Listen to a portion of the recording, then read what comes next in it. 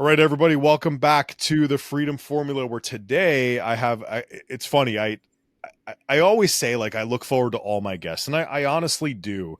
But all of a sudden, so Michelle, who sends me everybody to make sure I know, hey, here's who you're getting to chat with. Here's what they do. I saw your Instagram. Like, man, I am so looking forward to having a conversation. Like, I don't know why, but Cowboy Closer, the cowboy hat, like all the things about it, plus the real estate stuff. Like, I was excited to hang out today, Clifford. But everybody listening in, I know this is going to be a good one. So buckle up, get ready to have some fun and learn a few things. But yeah, Clifford, I'd love to kick this off. Like, who are you? Where have you come from? Tell us about yourself, and like, why do I have the pleasure of getting to chat with you today, man? Ooh, doggy, what's going on, brother? First off, let me say it's an honor, it's a blessing, it's a privilege to be here to chat with you. To prayerfully, I can provide some value to your community and all of those things. I don't take this lightly, so thank you so much. It means the world to me. Um, what gives me the ability to be here? I don't know, but I appreciate it. Just tell me about your story. Like, who were you 10 years ago? What are some of the things you've learned? Like, the real estate stuff, like little pieces, and then we're gonna kind of dive in from there, man. Oh wow. Yeah, so let's go back kind of quick overview. 10 years ago, I was a complete knucklehead. You wouldn't recognize me at all on so many different avenues, not just from my health perspective, because I made a dramatic change there in my health where I lost over 200 pounds or so, and we can talk about that. Then I decided to jump into real estate investing 6 years ago and transform my life and my wealth through that as well. And so it's just been an insane journey of just growth and personal development this last decade in my life. Yeah, I mean, we're obviously going down the health road first here because losing roughly 200 pounds like that is no easy feat on any level. There's so many things that go along with that, and I've never been the skinny kid. But I stand next to you. I guess I can't say I was the fat kid either. Um, so I understand to the tune of like 30 or 40 pounds, but 200 is like Yeah. you're half the man you used to be, in a Seriously, in literally. in a joke. But like Literally. what got you to that weight, like that peak? Like, what was life like? And then what was the big thing that said, hey, it is truly time for me to make a change? And what was the change? It was crazy because growing up, food was just a massive part of my family's life. Like, even a lot of my family members are bigger or heavier set, right? So anytime we get together, there's food involved, period. If I go over to a family member's house right now, 9 times out of 10, they're going to say, "Hey, you hungry? Here you go. Let me cook you something," right? It's always been a part of our life, just food. Like, we eat when we were sad, we would eat when we were celebrating, we were eating when it's holidays. And I think it was just the environment that I grew up in that just caused me or got me so comfortable with overeating, not paying attention to my macros and just all of that stuff. So you don't know what you don't know, but you do have to take the initiative to say, okay, I know that what I've been doing doesn't serving me, so I need to find new ways and new habits. But actually, what happened was I had just had my youngest daughter, and I was working at Presbyterian Hospital in Dallas, and they would do. I was security there, and they were giving like free health screens, and so I realized that I had high blood pressure there, and I was a young man. I think I don't know. I was maybe 19, 20 years old at the time, and it scared me. And I started reading like what high blood pressure could do and how it could basically send me to an early grave. Right. And so I'm like, I'm way too young for this. I have a daughter. Like, I don't want to die behind food. It was kind of that moment where it's like, I don't. And I simply just started walking, like literally walking everywhere I could, all the time that I could. And I lost over 100 pounds by walking every single day. Not weightlifting, just simply walking. And people will be surprised. They get so intimidated by the process, thinking that, oh, okay, I have to dramatically change my food. I have to dramatically work out. I have to do all of these insane things. Just start with walking, y'all. Just get up and walk. it's it's so true. And I mean, listen, all the fitness influencers out there have really good knowledge. Some of them have really bad knowledge, but we'll give Yeah, everybody the benefit of the doubt right now.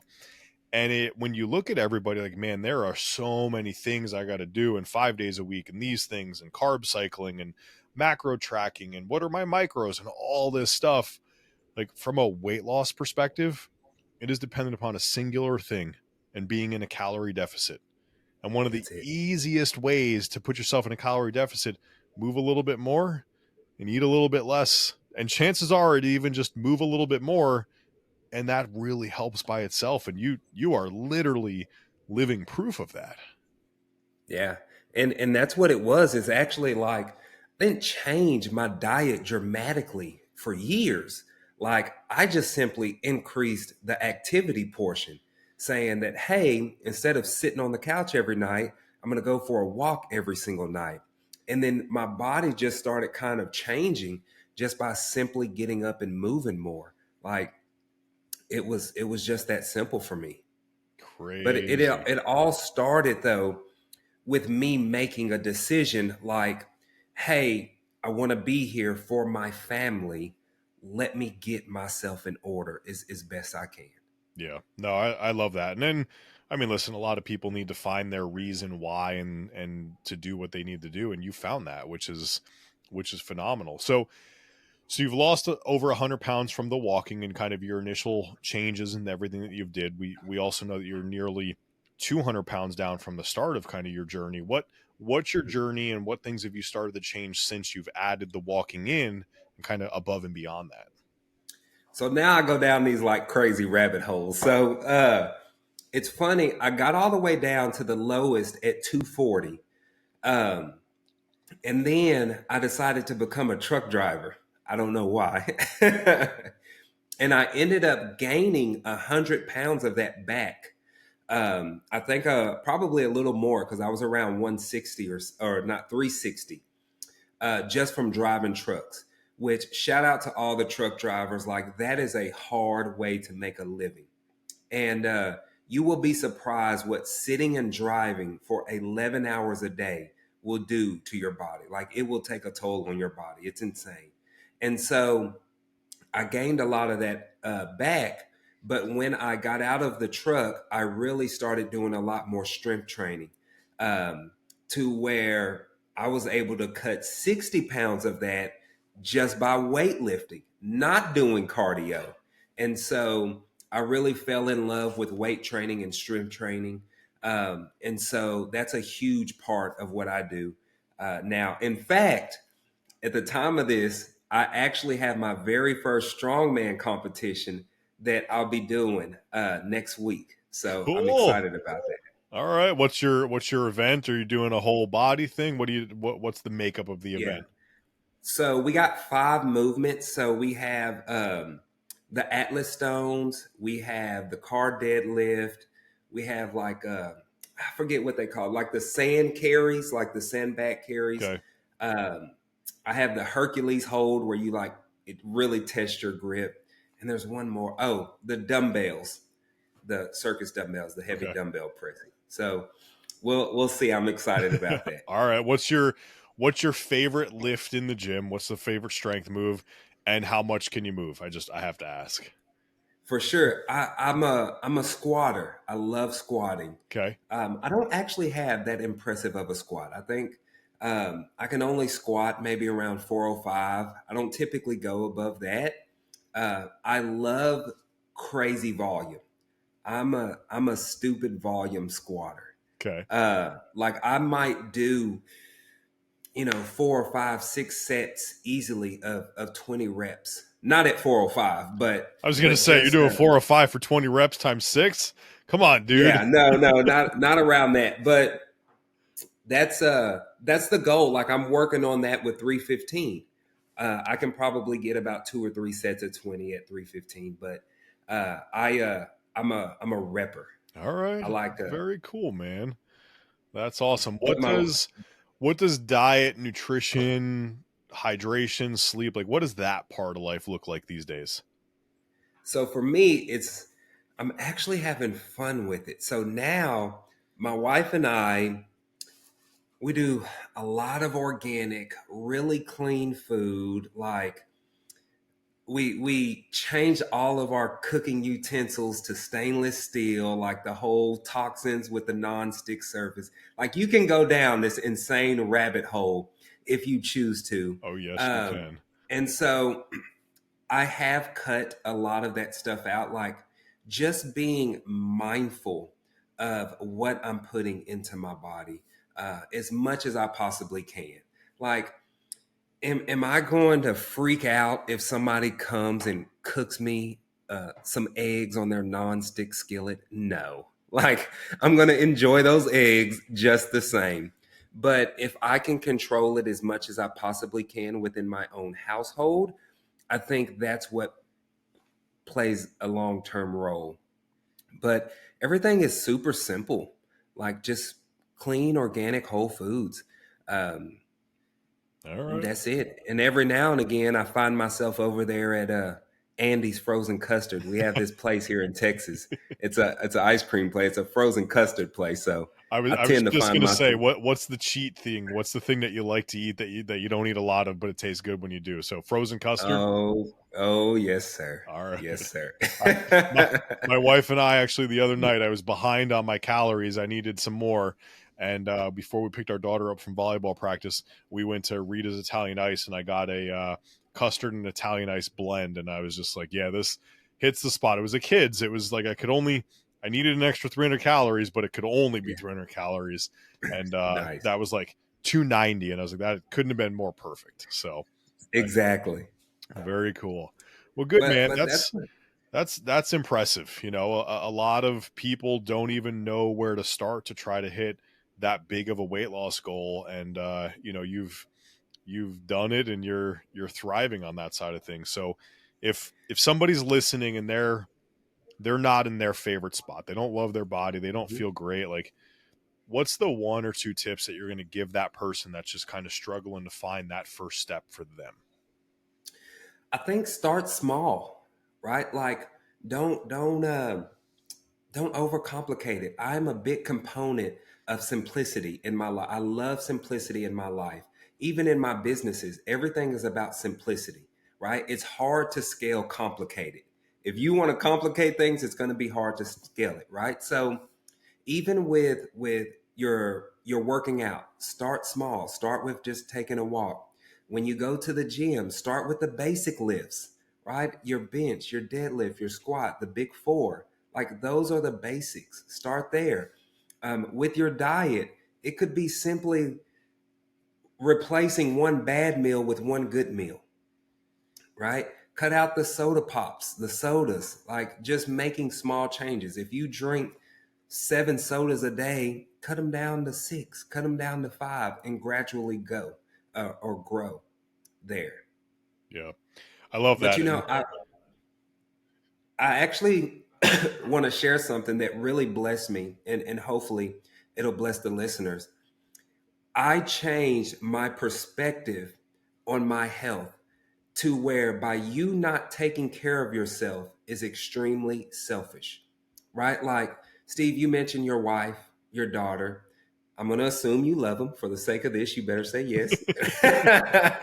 they listen, yes, very Yes, much. right? Right? You love them. Um, do they not deserve the absolute best version of you? Absolutely. The Steve that is in the best shape of his life, that's in the best peak performance of his life, so you can show up for them and produce at the highest level possible. And so many people say they love, their spouses or their kids, but yet you're not even showing up for them. You can't even I had a buddy of mine that started getting in shape because now he had a couple of kids. And he's like, man, this kid is wearing me out because he wants to go play all the time. And it's like, that's selfish of you to come in here and give your kids half of you because you refuse to make time to take care of yourself. So I want to actually challenge listeners and say, hey, do the people that I love or I say that I really love, do they not deserve the best version of you? Mentally, physically, spiritually, financially, right? Show up. A lot of us are not showing up the way that God intended us to for the people in our life. Yeah. Couldn't have said that any better. I love it.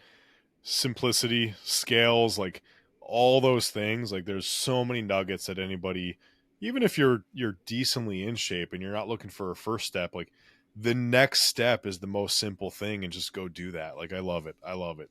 So, well, Exactly. bridging over from health and let's move into that wealth and business side of stuff because when I Oh, saw I your love that. Instagram, I was like, oh, real estate, like my kind of guy. I can't wait to ask questions and everything. But let before we jump into the business component here, like money in general, and just a little Hmm. story on my end. So I started my career as a personal trainer, and all fitness people are poor and just have no money. But I was blessed with having clients who were really wealthy. They were C-suite employees making $500,000 a year in salaries and things like that that I never would have dreamed of. And one of them had taught me the rule of 72. And the rule of 72 states that if you take the amount of interest you're getting on your money in a year and divide that into 72, you'll know how many years it'll take to double your money. In other words, if you're getting 12% interest, 12 goes into 72 six times, it'll take 6 years to double your money. And it changed my perspective on money and how to go out and try to make more, but also make my money make more money. Because it was, you get that, here's your $5 interest payment on your 0.007% interest rate account. You're Yeah, like, I might as well spend it and buy another Starbucks. Like, that's not going to help me. exactly. So things like that, I've been fortunate enough to learn. And like recently I've been really diving into the stock market and wanting to understand how to read charts and just those things. So like what Hmm. about money is the interesting thing for you? What's that fun thing that you're learning more about these days? And then how does that correlate into the business, the real estate side of what you do? I think the thing that interests me the most about money is just simply making it. It's fun. It is genuinely fun to me to make as much money as I possibly can, and I want to, not just so that I can buy a bigger house or a better car or whatever it may be. It's because number one, I'm a man of faith, and I believe that my God wants me to live and operate in abundance. Um, Number two, by me living and operating in an abundance shows his goodness and gracious. And then two, it allows me to impact his kingdom in a massive way. I'm a huge believer in tithing and giving. In fact, our goal is to be seven figure tithers and givers. That is actually one of the main numbers that we track right here on my computer screen, how much we have given this year so far. That's how important it is to us. And so that's what kind of interests me the most. I guess if that helps, I don't even know if that Yeah. answers the question, but I mean, it just it provides me to live a lifestyle that I want to live and travel and does all the things that people love to do with money. Yeah. It's I find it interesting where a lot of people have this mindset around money that they shouldn't make a lot of money or a lot of money is bad. And I don't know what number is a lot, right? Like for everybody, it's That's a, different, yeah, but people feel bad about that. Meanwhile, for me, very similarly, I'm like, well, money is really a reflection of the value I get to give. And if I'm here exactly. to just give as much value as possible, in return there should be money there. It's not necessarily about the money for me. Like I have my money making money babies on the back end game really on Yeah. point. Making money today is more of like a reflection of value I can give, and I just want to always be able to provide value. I'm at a spot in life where people give me a percentage of profits of their businesses as they help them grow and scale their business, and that can be a lot of money. But if you go make somebody $10 million and then you get a piece of that pie, well, you help them make a lot of money, right? And Exactly. it's one of those things that I always find intriguing, and you don't shy away from that at all, which I No. absolutely love. Yeah, it's an exchange of value, right? Hmm. The more money that you make, typically you see that those people are having a massive, they're making a massive impact in the world, in the community. And so I think that's the first thing that people should look at if they want to start making more money. Figuring out, how can I create more value into the marketplace, into the world. Um, yeah, It's interesting too, and obviously you being very into religion and whatnot. I was at a client of mine down in Nashville, Tennessee, and uh-huh. kind of that Bible Belt area and whatnot. And a lot of people there were also very into religion, and it was something very close for them. And I remember one of the uh, debates, I'll even say, and admittedly, I'm not necessarily the most like, I understand religion. I'm not super into religion, so I'm not the Yeah, best at debating religion on any level because I don't know. But yeah. she had said, I asked her the question about how much money she wanted to make, and she would not give me an answer. And her reasoning was that God would basically let her make the amount of money that he wanted her to make.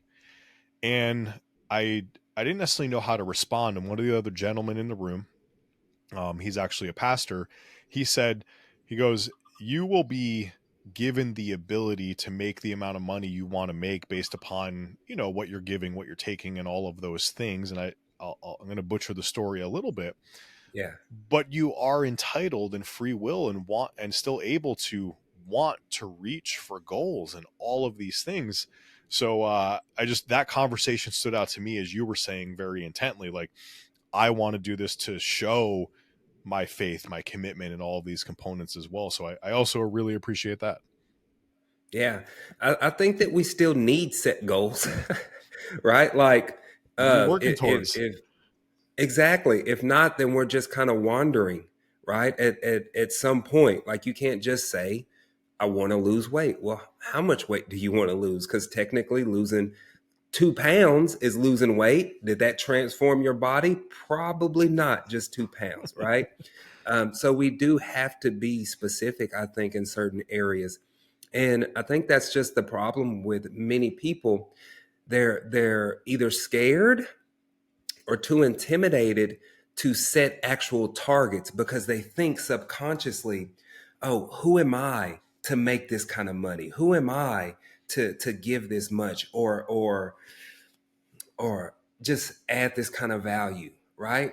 Yeah. And I think it all also goes back to self-confidence. It's so funny because we started with health, but I think that when we get our health under control, it plays a massive factor in the other two categories, wealth and relationships, dramatically. Because now that I'm getting in better shape, call me crazy, but it opens up more opportunities. Like, A I'm hundred invited to percent. speak on more stages. Like, I look better. My confidence is through the roof. Because my confidence is through the roof, I can perform better when I'm on those stages. Like, there's so much more. And yeah, I don't know where I was going with that, but But you're right. And I think back a couple years ago, and I'm not going to say the names or anything, but the whole body positivity movement was such a big thing. And, be in love with yourself no matter what your weight is and whatnot. And I think, hindsight, the people that were saying that are now adamantly losing weight themselves and trying to be healthier and all these things. So it's kind of confusing where, like, no, I'm really good with myself, but then I got to lose weight. And I think the message, at least that I feel like people should hear, is you should love yourself no matter what, but you need to love yourself enough to do what's best for yourself, and being exactly. healthy is a part of that. And listen, we all go through times where we're not the most in shape version of ourselves, especially when Yeah. you're working hard, grinding, doing your thing. Like, it just, someday people wake up with depression and they can't freaking move for days and weeks because of something else. And those are all very real things that exist. Exactly. But being significantly overweight and unhealthy, and to your point, heading to an early grave, I don't know, spreading the message that that's a good thing doesn't feel good to me. No, it doesn't. And so the best way that I can describe it is actually I was speaking at an event with Ed Milet, and we were talking backstage. If y'all don't know who Ed Milet, he's like a motivational speaker or some I guess would be the best way to describe him. But he was telling me, like, give yourself some grace. Number one, like, we have to give ourselves some grace, no matter where we are on our journey. And then he goes to talks about blissfully dissatisfied, if I'm not butchering that. And where it talks about, hey, I appreciate where I am now. Like, I'm not downing myself, right? But I'm still striving to get better. And that's what it's about. Like, I'm not happy with my current location, but I'm not getting into like a deep depression. It's just acknowledging it. You have to acknowledge it in order to change it. If you don't think that there's a problem, then you're going to continue on the journey that you're on, no matter what it is, whether that's health or relationships or your money habits. You have to acknowledge it. Yeah. Yeah, 100%. Um, couldn't agree more with that. So, business. What do you Uh-huh. do? What do you do in real estate? Let's talk about that a little bit. So for me, it's mostly single family housing. So on the active side, I do a lot of wholesaling, fix and flips, things of that nature, and I also buy a lot of single family housing for rentals. And then we also have a private community. It's called the Real Estate Corral Investors Network, where we teach and educate and give people the tools and resources to get started in real estate investing. Okay. Mhm. Amazing. Amazing. How did you why was that your avenue? What was appealing about it? What got you started down the real estate road? Wanting to make money. Fair? So it's funny. I mentioned that I was a truck driver, so I hated my job. Like, I hated it, and I knew that I wanted to make a change in my personal life. And then it's so funny how amazing God is with his timing. So I'm rolling down West Texas, and mind you, there's nothing in West Texas but like red dirt roads, like in cotton fields. And I've so been to West Texas before. I went to Big Bend National Park, and it's the oh only yeah, national park that somebody literally almost died while backpacking. So yeah, there ain't much there. I can concur with that statement. yeah. There ain't much there, but I'm driving down the road and I hear a podcast, ironically, about a guy talking about how much money he was making wholesaling real estate. And it's just funny to me as I go back and reflect because I wasn't even into personal development like that.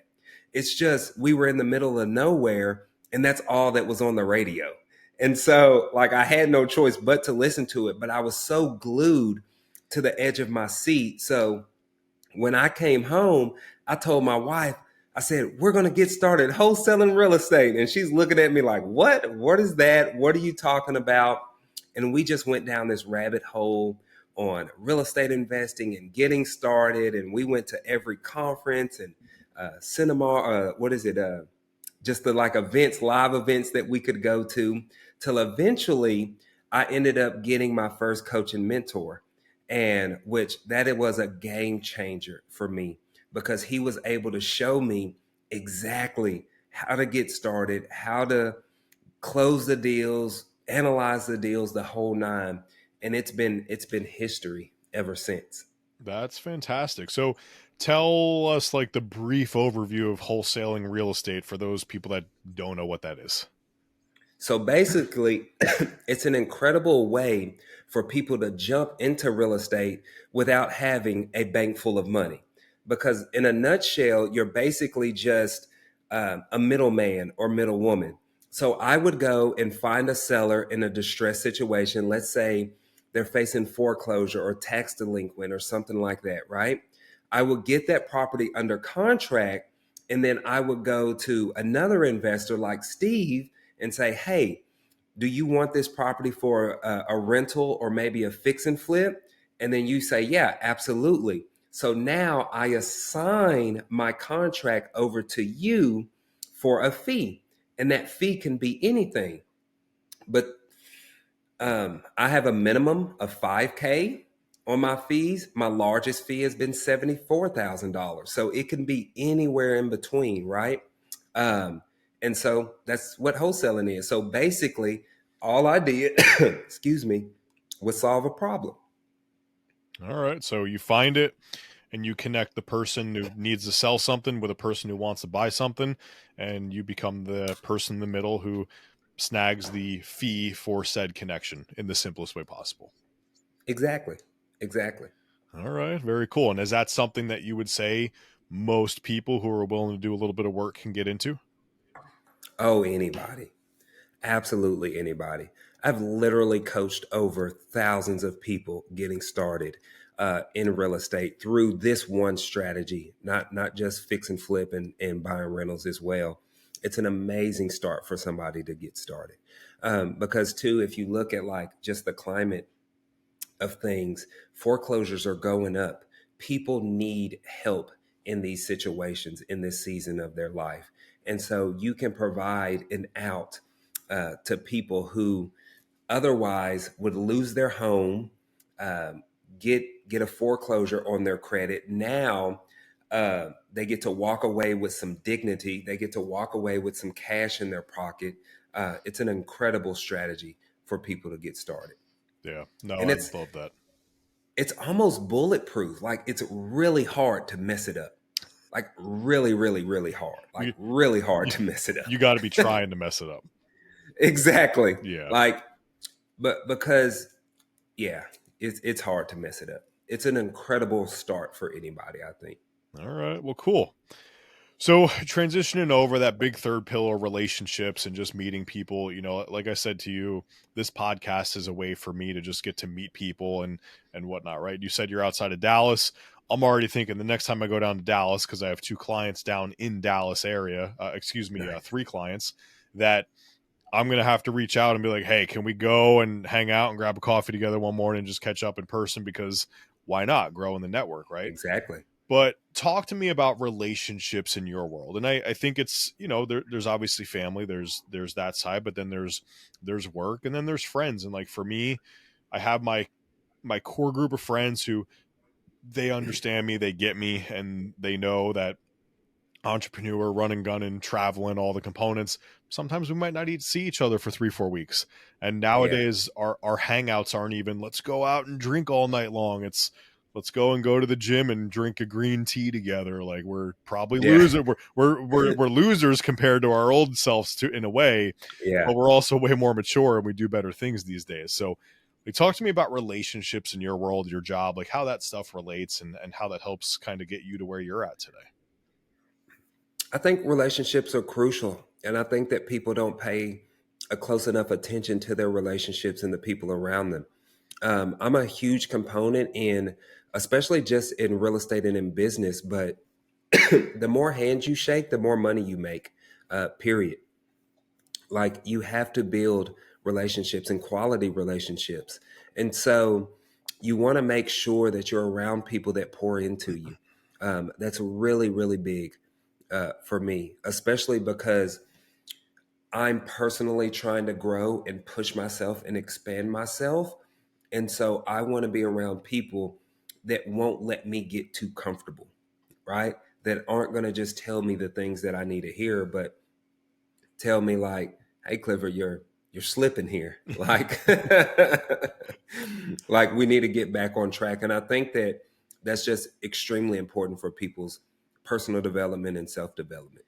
Absolutely. I love I have a couple of friends who they'll always be honest with me and tell me what I need, not what I want. And they're sometimes like, you could be softer about that and just tell me, but they're just like, nah, it's quicker to just say it and rip the band-aid off. Yeah, But exactly. that stuff helps. And they're not trying to be mean, they're trying to be helpful and move you in a place that they know you want to move to.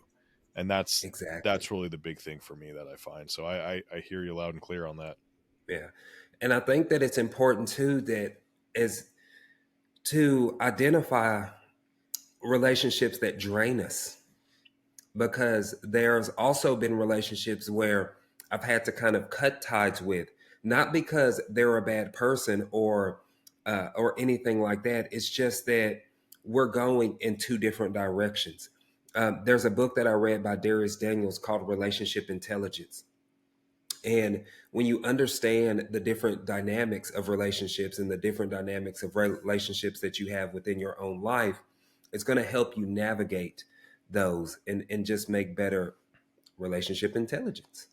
Yeah, it's fascinating to see the relationships that you know are not benefiting both sides of the relationship. And again, not that anybody's necessarily a bad person. They're just, like you said, growing apart and just going very different directions. But people still just try to, like, they hold on to it so tight, like they're grabbing it. And um we've all had that, we've all done those things as we've grown. But it's interesting to see those relationships that you're like, that needs to Yeah. separate, and it doesn't. No, but I'm very intentional about it. Like, say, for example, I take time to call people, like pick up the phone and call them sometimes. Say, hey, Steve, how you doing, man? Just checking on you. How's the family? How's the daughter? Things of that nature. Like, even with my business relationships, I don't always want to make them so business. Yep. I'm a relationship based person. And so I like to actually build long quality relationships, right? To where anytime I travel to New Jersey, I can call Steve up and we can go, crush a workout together or something like that. Let's do it. That's a genuine relationship. Like, I'm happy to see you, you're happy to see me.